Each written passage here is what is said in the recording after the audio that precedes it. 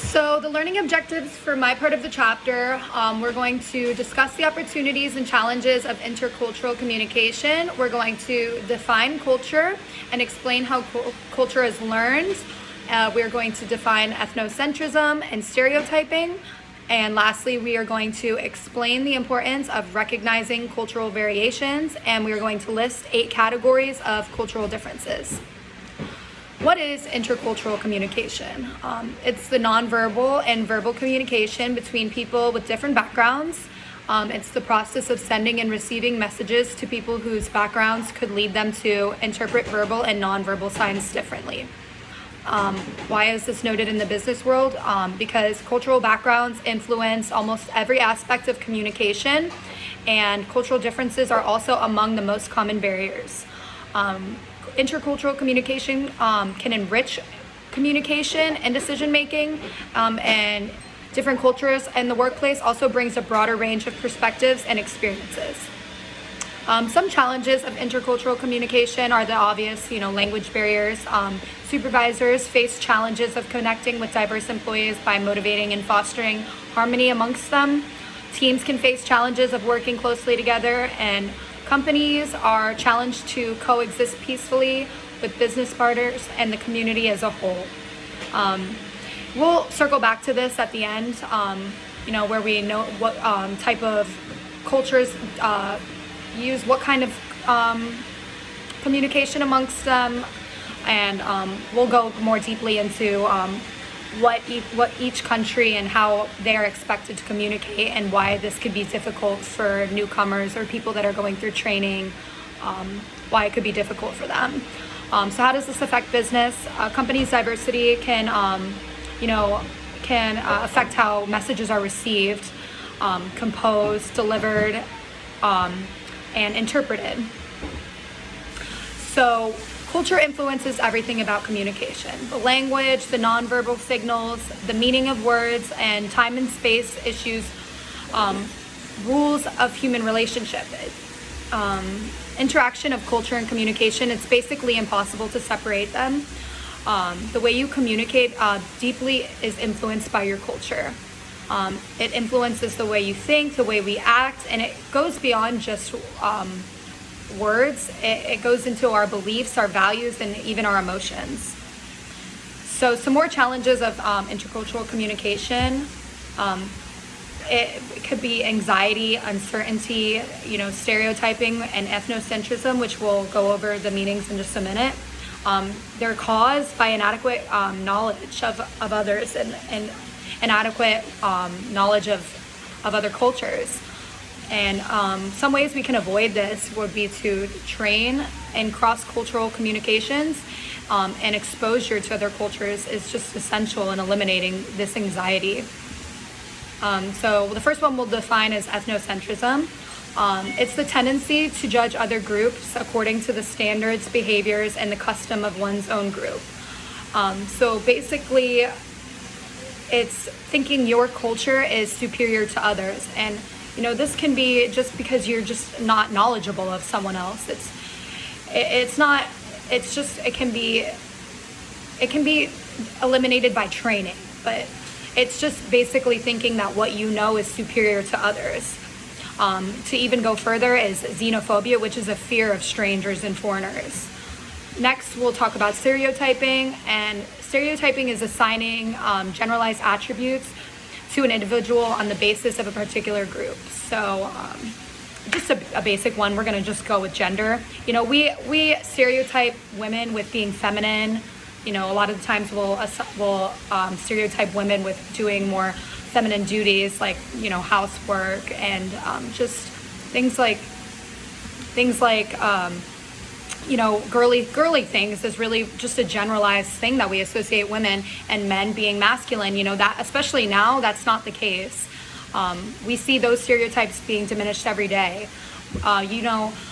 We can associate older people being, not as knowledgeable with technology, which is not always the case. We can stereotype them as being inadequate in fields that they weren't, grown up in.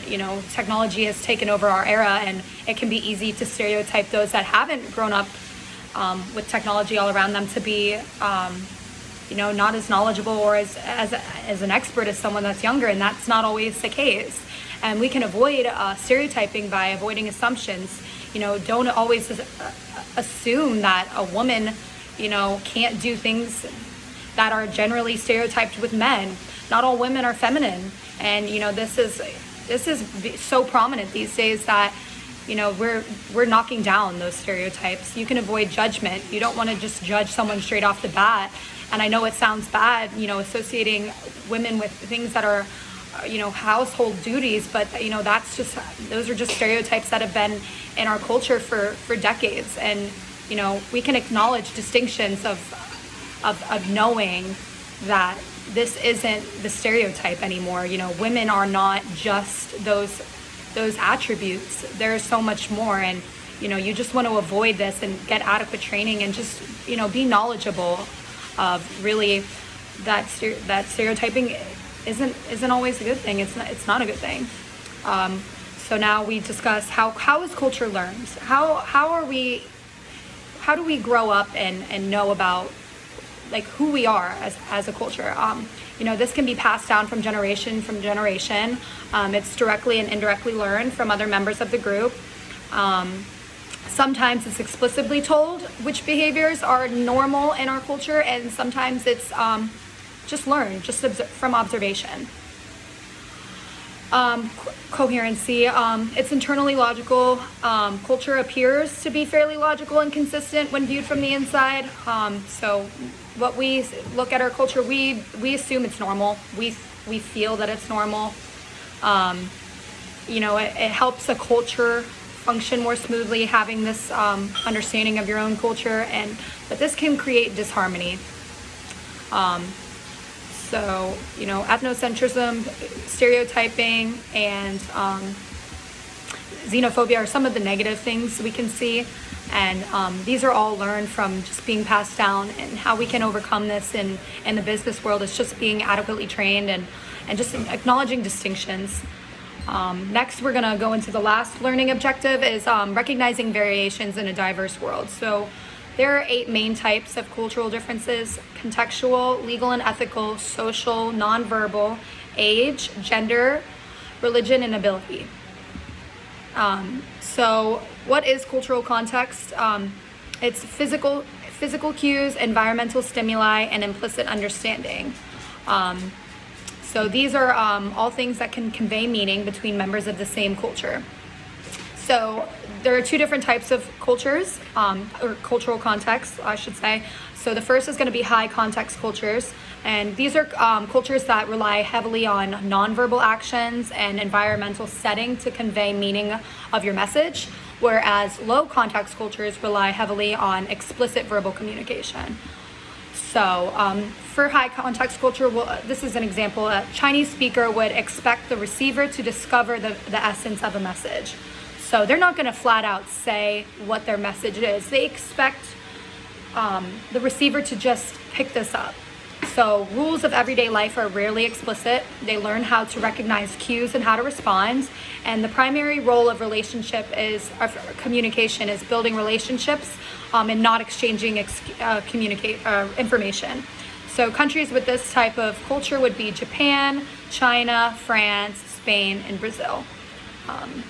So they expect you to just pick up on the cues. They're not going to say, wait till I'm done. So whereas we see in low context culture, people rely more on verbal communication and less on circumstances and cues to convey a meaning of a message.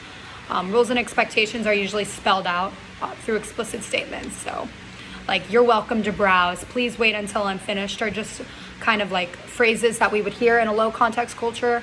You wouldn't see this in a high context culture. Like the United States is a low context culture. I mean, how many times do we just read, please exit here, I mean, those are just broad, but you're welcome to browse, or waiting until someone's finished is usually being told, whereas in high context cultures, you wait to be introduced. You don't just jump in. And in these kind of cultures, that already. You're raised in this. You're brought up from generation to generation to just understand the social norm is to be waiting to be introduced. So how does this apply to the business world? So circling back, we're just going to wrap this up where all of these cultural contexts, understanding competencies and being coherent, ethnocentrism and stereotyping, diminishing those barriers and with language and knowing that stereotyping and ethnocentrism is a bad thing. This can affect decision making, problem solving, negotiating, interacting among levels in the organizational hierarchy, and even socializing in the workplace. Being just knowledgeable and within other culture, like about other cultures, can really make a huge difference, world of a difference in all of those aspects. Where we're circling back to high context cultures, building relationships. We see in other countries that have those type of cultural contexts that relationships can be just as important as talking about information. And then the last point I want to make is that distinctions between high and low context are generalizations.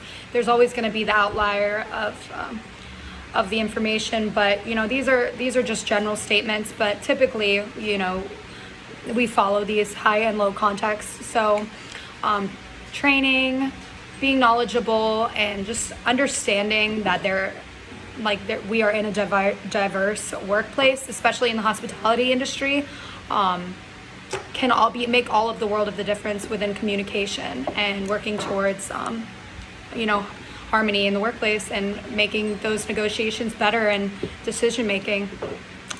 Thanks.